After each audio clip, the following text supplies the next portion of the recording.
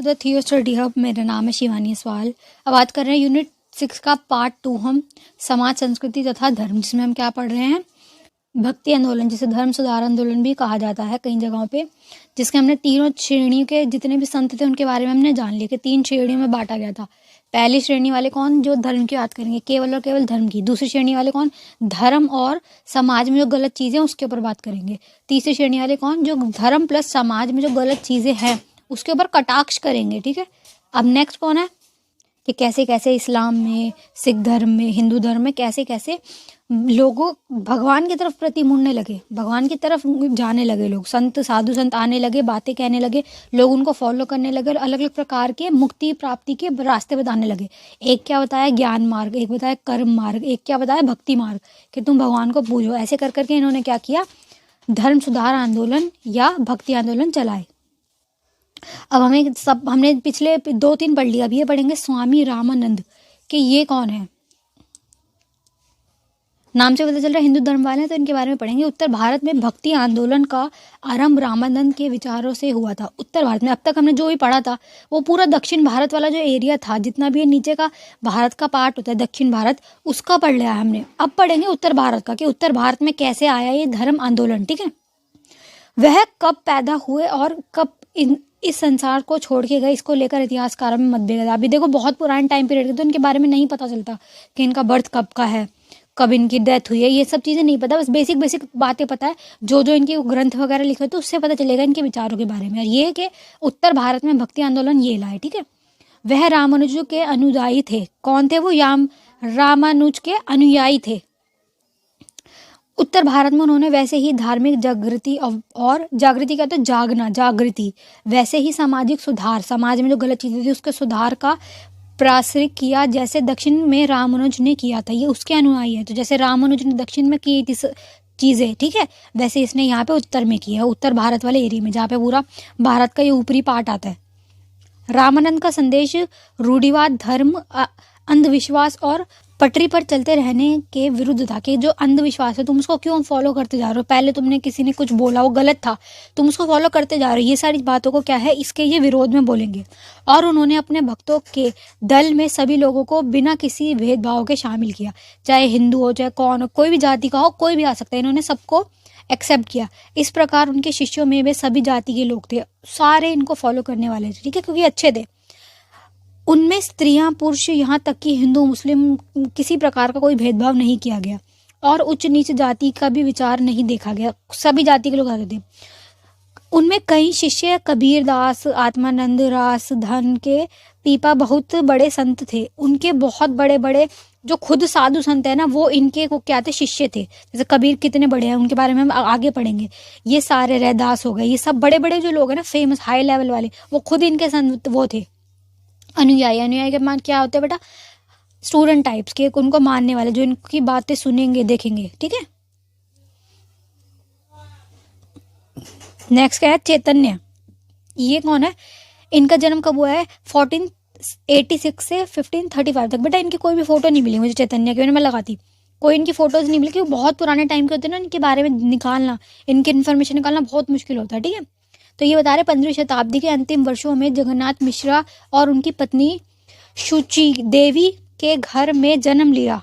एक उच्च ब्राह्मण परिवार में पैदा होने के नाते उन्होंने अच्छी शिक्षा प्राप्त की थी। देखो ब्राह्मण जो होते हैं पढ़ाई पूरी करवाते हैं, पूरी पढ़ते हैं, तो उच्च लेवल की शिक्षा इसके पास थी। जब वह 18 वर्ष के थे तो उनका विवाह हुआ, 18 साल में इनकी शादी हो गई। भागीरथी के तट पे उन्होंने पाठशाला में समाप्ति की और यह कि अध्यापक का जीवन व्यतीत करते थे कौन है, टीचर थे, क्योंकि वो थे। इन्होंने कैसे लाइफस्टाइल स्टार्ट करी, शादी हो गई, 18 साल में पढ़ाई इन्होंने की भी थी, फिर इन्होंने क्या की, शादी की। बट क्या ये टीचर बन के सेटिस्फाइड नहीं थे, इनको नहीं अच्छा लग रहा था कि मैं टीचर की मतलब ये जॉब क्यों कर रहा हूँ, क्या फ़ायदा इसका, अंदर से होता ना आत्म शांति, वो नहीं मिल रही थी। तो इन्होंने क्या किया, फिर कृष्ण भक्ति में आएंगे ये। ठीक है। और अपनी टीचिंग की जो जॉब थी ये छोड़ देंगे, सिर्फ और सिर्फ भगवान की पूजा में चले जाएंगे पूरी तरीके से। परंतु उनके अंतर कारण से यह उलझे रहे थे, मतलब ये उलझे हुए थे, जिससे कि वह बहुत समय तक ज्ञान की प्राप्ति के मार्ग पर ना चल सके। क्या किया फिर इन्होंने की कृष्ण की भक्ति। टीचर थे बट बाद में इन्होंने सब कुछ छोड़ा, संसार वगैरह, कृष्ण की भक्ति में आएंगे, कीर्तन करेंगे, भजन करेंगे, इनको बहुत सारे लोग फॉलो करेंगे, लोग इनके अनुयायी बन जाएंगे, संन्यास ले लेंगे ये जीवन से कि मुझे ये नहीं करनी टीचिंग वगैरह की जॉब और मुझे आगे बढ़ना। ठीक है। अलग अलग वर्गों के सब, मतलब किसी भी धर्म की जाति को नहीं इन्होंने देखा, सबको अपने अनुयायी बनाया, जो भी आ रहा इनको इन्होंने एक्सेप्ट किया। और भक्ति कैसी कर रहे थे? सद्गुण भक्ति, जो क्या होता है मूर्ति की पूजा करना, सद्गुण भक्ति। निर्गुण क्या होती है? बिगड़ भगवान की मूर्ति के, खुद से ही आत्मा से याद करना भगवान को ऐसे। लेकिन ये कहते हैं सद्गुण भक्ति, कृष्ण जी की मूर्ति वगैरह की पूजा करते थे बहुत ज़्यादा, भगवान की से प्राप्त करते थे। उन्होंने क्या बोला कि सीढ़ी बताइए शांति की, भगवान को प्राप्त करने की सीढ़ी क्या है? कि शांत रहो, लालच मत करो और दासता बन जाओ, भगवान के दास बन जाओ, भगवानों के चरणों के दास बन जाओ, तो तुम क्या कहलाओगे? मुक्त, तुम्हें मुक्ति मिल जाएगी। ठीक है। ब्राह्मणवाद के खिलाफ हो गए थे ये बाद में, खुद ही ब्राह्मण थे और बाद में ब्राह्मणों के खिलाफ हो गए कि तुम गलत कर रहे हो, तुम्हारे सारे जो सिस्टम तुमने बना रखा है गलत है।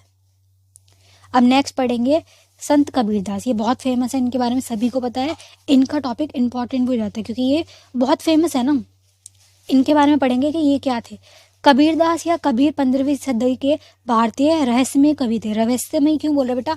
क्योंकि इनके बारे में पूरी प्रॉपर इन्फॉर्मेशन नहीं मिल पाती कि ये हिंदू थे क्या मुस्लिम थे, यही नहीं पता अब तक भी कि ये हिंदू थे क्या मुस्लिम थे। स्टोरीज क्या कह रही है कि माँ तो हिंदू थी, बट क्या हुआ, वो तपस्या कर रही थी, इनकी हिंदू माँ तपस्या कर रही थी।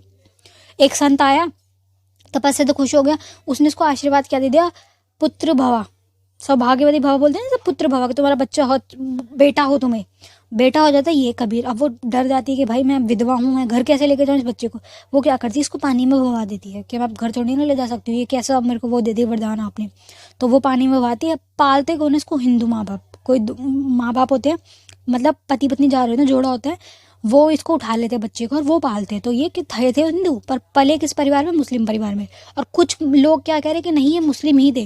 कबीर जो है इनका जन्म पाकिस्तान वाले एरिया में हुआ है और ये मुस्लिम ही थे, बट ये विवाद वाला टॉपिक है कि हिंदू थे या मुस्लिम थे, नहीं पता। ठीक है, इसलिए नहीं क्या कह रहा है, रहस्यमयवादी कवि थे।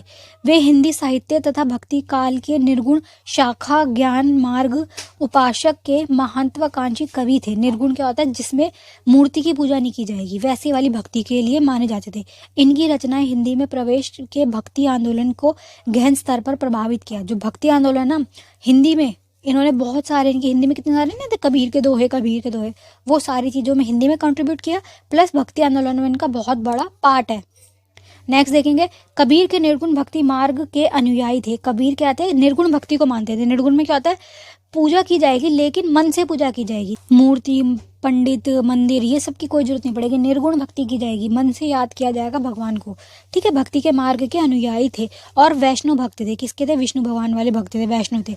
रामानंद के शिष्यता ग्रहण करने के कारण कबीर के हृदय में वैष्णु के लिए अत्यंत औदार था। ठीक है, रामानंद जो हमने पीछे पढ़ा ना, उनके भी ये अनुयायी थे, स्टूडेंट थे। ठीक है, कबीर ने धार्मिक पाखंड, जो गलत गलत पाखंड होते हैं, गलत गलत चीज़ें कि बलि चढ़ा रहे हैं, जानवर को काट रहे हैं, ये सब चीज़ें तो बहुत ही गलत है। तुम किस उस पे किसी की बलि चढ़ा रहे हो, ये सब चीज़ें बहुत गलत गलत चीज़ें करी हुई थी ना जो लोगों ने, कि फास्ट रखो, उपवास रखो, ये सब चीज़ों के इन्होंने पाखंड को मना किया है, विरोध किया है। ठीक है, सामाजिक कुरीतियाँ गलत गलत, जैसे जाति प्रथा वाला था, ये सारी कुरीतियाँ हो गई, बाल विवाह हो गया, सती प्रथा हो गई, इन सारे को, अनाचार्यों को परस्पर विरोध किया आदि से दूर करने के लिए साहित्य कार्य किए। जो जो गलत चीज़ें थी ना समाज में, उनके खिलाफ ये बोले हैं। उनकी रचनाएं सिखों के आदि ग्रंथ में सम्मिलित की गई है। सिखों के गुरु ग्रंथ साहिब है ना, जो उसमें इनकी बातें लिखी गई हैं। सोचो, इनके विचार इतने अच्छे थे कि जो गुरु ग्रंथ साहिब है सिख धर्म वालों का, जो इनकी पूरी वो ग्रंथ है, धर्म ग्रंथ है, उसमें इनके विचार लिखे हुए हैं। वे एक सर्वोच्च ईश्वर में विश्वास रखते थे। एक सर्वोच्च ईश्वर क्या हो गया? कि सबका मालिक एक है। जो बोलते हैं ना, सिख धर्म वाले भी यही बात बोलते हैं कि सबका मालिक एक है। वो ही बात पे ये कह रहे कि एक चीज़ है, अलग अलग भगवान है, एक ही है, सर्वोच्च ईश्वर एक ही है, सुप्रीम पावर जो है वो बेटा एक ही है। उसके बारे में उन्होंने बात बोली है। उन्होंने समाज में फैली कुरीतियों, कर्मकांड, अंधविश्वास की निंदा की है। सामाजिक बुराइयों की कड़ी आलोचना की है, जो जो गलत चीज़ें थी उसकी आलोचना की। उनके जीवन काल के दौरान हिंदू और मुस्लिम दोनों ने उनके अनुसरण किया। हिंदू प्लस मुस्लिम दोनों ही इनके भक्त थे, इनको मानने वाले थे, इनके अनुयायी थे। कबीर पंथ नामक संप्रदाय इनकी शिष्याओं के अनुयायी थे। ठीक है, इनकी शिक्षाओं के अनुयायी थे कबीर पंथ वाले, जो इनके मतलब मानने वाले, उनको क्या कहा जाएगा? कबीर पंथ, जो इनके विचारों से चलते हैं। जैसे गांधी जी के मानने वाले क्या आप कहलाते हैं? गांधीवादी। वैसे इनके क्या कहलाएंगे? कबीर पंथ। ईश्वर से तदात्म्य के लिए मनुष्य के सद्गुण प्रेम सहनशीलता, प्रेम, सहनशीलता, पवित्र हृदय, साफ दिल हो, सदा सरल जीवन में, और ईश्वर के प्रति आदर विश्वास आवश्यक है, ना उसकी ऊंची जाति। मतलब अगर तुम भगवान से प्रेम चाह रहे हो, भगवान से संबंध चाह रहे हो, उस बॉन्ड के लिए तुम्हारी ऊंची जाति जरूरत नहीं है। तुम्हारा अच्छा साफ मन होना चाहिए, तुम खुद अच्छे इंसान होने चाहिए, तब तुम्हारा उससे संबंध बनेगा। भगवान से भी हर किसी का संबंध नहीं बन जाता। भगवान सिर्फ और सिर्फ उनको एक्सेप्ट करता है जो लोग अच्छे हैं, जो दूसरों का बुरा नहीं कर रहे। सबको भगवान भी एक्सेप्ट नहीं करता। ऊंचा सामाजिक, राजनीतिक तथा आर्थिक आधार नहीं है, कि मतलब ये नहीं है जरूरी कि तुम्हारा पैसा होना चाहिए, समाज में तुम्हारी ऊंची पहुंच हो, राजनीतिक स्तर पे हो, ऊंची जाति को, ऐसा कुछ नहीं है। कोई भी जाति का इंसान हो, इंसान अच्छा होगा, भगवान उसे एक्सेप्ट करेगा। ठीक है, भगवान से संबंध बनाने के लिए ये सब चीज़ें ज़रूरी है। नेक्स्ट पढ़ेंगे इनका, नानक देव। क्या है ये? श्री गुरु नानक जी, ये सिख धर्म के सबसे पहले जो हैं, इनको माना जाता है। उनके गुरु तो अलग है, लेकिन इनको सबसे ज़्यादा बड़ा माना जाता है, सबसे पहले ये है।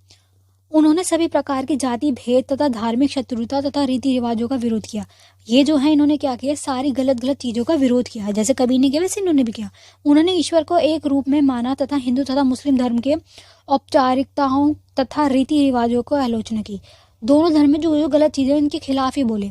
गुरु नानक का सिद्धांत सभी लोगों के लिए था, सभी के लिए था। ऐसा नहीं कि सिर्फ अपने धर्म वालों के लिए कह रहे, सबके लिए कह रहे। उन्होंने हर प्रकार की समानता का समर्थन किया, कि देखो अगर इंसान है तो उसे तुम्हें बराबर से ट्रीट करना पड़ेगा, सब ही सब बराबर है। हर प्रकार की समानता के लिए इन्होंने बोला। अब नेक्स्ट है आपका बेटा सूफीवाद। सूफीवाद कौन है? इस्लाम वाले।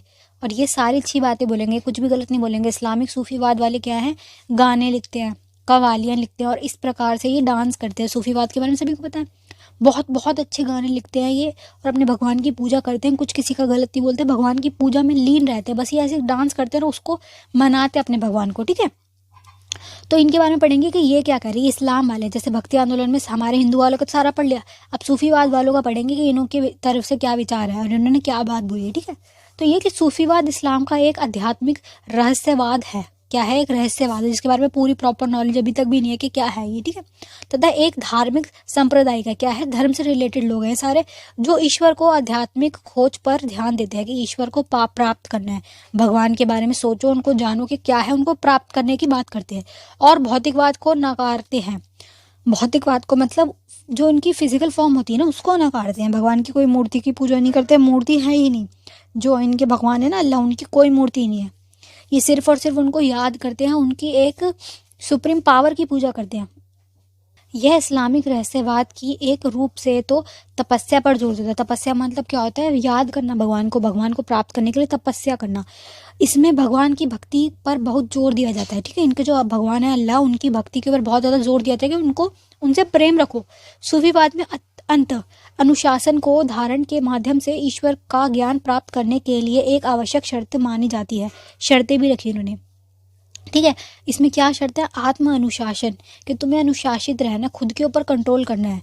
ऐसे नहीं कि जो तुम्हारे मन में आ रहा कर दो, ऐसा नहीं। खुद के ऊपर कंट्रोल रखना है, डिसिप्लिन रहना है। ठीक है, 12वीं ईस्वी की शुरुआत में फारस में कुछ धार्मिक लोग खलीफा के बड़े भौतिकवाद के कारण तपस्या की ओर मुड़ गए। ठीक है, बहुत ज़्यादा पैसे में तुम अगर डूबते जा रहे हो तो उसको छोड़ के तपस्या में जाओ। ठीक है, ध्यान में चले जाओ। सूफी कहा जाने लगे। जो लोग छोड़ते चले गए इसको, बाहर का भौतिकवाद को, समाज को जिन्होंने छोड़ा, वो सूफी कहलाने लग गए। क्योंकि ये क्या करते थे? केवल भगवान की पूजा में डूबे रहते थे। हर वक्त इनके काफिले चलते थे, और उस काफिले में ये इस प्रकार से डांस करते हुए, सिर्फ गाना गाते हुए जाते थे। बड़ा सुकून वाला होता था इनके गाने वगैरह। लोग इनको फॉलो करते थे, इनको मानते थे, और इनकी चीज़ों को जैसे ये करते थे, इनके पीछे मतलब मोहित हो जाते थे, बिल्कुल पूरा अट्रैक्ट हो जाते थे इनकी तरफ। भारत में सूफी आंदोलन 13वीं ईस्वी में शुरू हुआ था। भारत में इस टाइम पे ये शुरू हुआ। 15वीं शताब्दी के दक्षिण में आया, दक्षिण तक 15वीं में आया। सूफीवाद में अंत अनुशासन, अंदर से आत्मा का अनुशासन को ईश्वर का ज्ञान प्राप्त करने के लिए एक आवश्यक शर्त मानी गई है, कि तुम्हें अनुशासित होना पड़ेगा। जबकि रूढ़िवाद मुसलमान बाहरी आचरण पर जोर देते हैं। रूढ़िवाद वाले बाहरी पे देते हैं। सूफी आंतरिक शुद्धता पर जोर देते हैं। आंतरिक शुद्धता क्या होती है बेटा? खुद के अंदर से मन की सफाई। बाहर से तो तुमने कपड़े अच्छे पहन लिए, अपने आपको चमका दिया, मेकअप भी करती है, लेकिन मन का क्या? मन को भी तो साफ करना है। और वो मन कैसे साफ होगा? भगवान की पूजा करके। ठीक है, उनको प्राप्त करके, उनसे संबंध बना के, उनसे एक बॉन्ड बना के। ठीक है, मूलतन और पंजाबी शुरुआत केंद्र थे, और बाद में यह कश्मीर, बिहार, मतलब इतने एरिया तक इनका ये बढ़ता चला गया, पूरा सूफीवाद फैलता चला गया। तो सूफीवाद भी इंक्लूड है भक्ति आंदोलन में। हमारा धर्म के जितने भी चीज़ें हमने पढ़ी वो सब इंक्लूड है भक्ति आंदोलन के अंदर, सबके बारे में पढ़ लिया।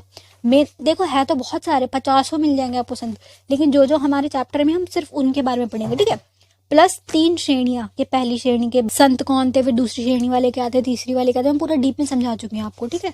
बस आपको यही बताना है कि भक्ति आंदोलन क्यों शुरू हुआ, कारण क्या था, क्योंकि रीज़न क्या थी, कमियां जो थी उसको सुधारना था। बहुत ज़्यादा जाति प्रथा चल रही थी, गलत गलत चीज़ें चल रही थी, सत्ता के पीछे लोग पागल हो रहे थे सर, पावर के पीछे लड़े जा रहे थे, आपस में एक दूसरे से लड़ रहे थे। हिंदू मुस्लिम तो नफरत में बैठे थे बिल्कुल, है ना। मतलब जो इस्लाम धर्म वाले, जो हिंदू प्रजा है उसके साथ गलत कर रहे थे, उनका बुरा हाल हुआ होता। ये सब चीज़ें जो गलत गलत चीज़ें हो रही थी उसको छोड़ने के लिए फिर आया था भक्ति आंदोलन। लोग भगवान की तरफ मुड़े थे। जब देखो इंसान परेशान हो जाता है ना, अंत में भगवान के पास जाता है वो। तो ये वही मान लो, जब चारों तरफ से परेशान हो गए तब ये भक्ति में आए थे, भक्ति में आए थे। भक्ति आंदोलन में सब लोग जुड़ने शुरू हो गए थे।